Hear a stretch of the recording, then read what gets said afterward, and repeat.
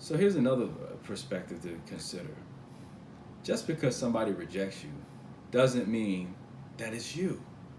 Oftentimes, think about this. When we point our finger like this, how many fingers are pointing back at ourselves? Three. It's a whole lot easier for me to point one finger than to deal with these three pointing back at me.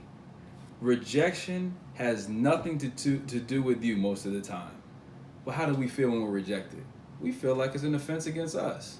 There's nothing wrong with us. No matter how much somebody decides to make it about you when a rejection takes place, a lot of the times it's them. But it's a matter of effort. Am I willing to put in the work that's required for me to sustain this relationship in which I don't feel like I'm even worthy of having? There's a level of self-worth that's needed for the relationship that God wants you to have. But the question is, are you willing to put in the work to become that person to receive what he wants to have for you? If the answer to that is no, you reject any and everything that looks remotely like something that you feel like you don't deserve. So again, when someone's rejecting you, oftentimes it's not you. But will you take it personal? Knowing that it's more so about them than it is about you.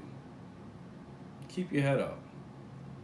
And when you're rejected, knowing that someone else's rejection of you leads to the acceptance of what God wants you to have.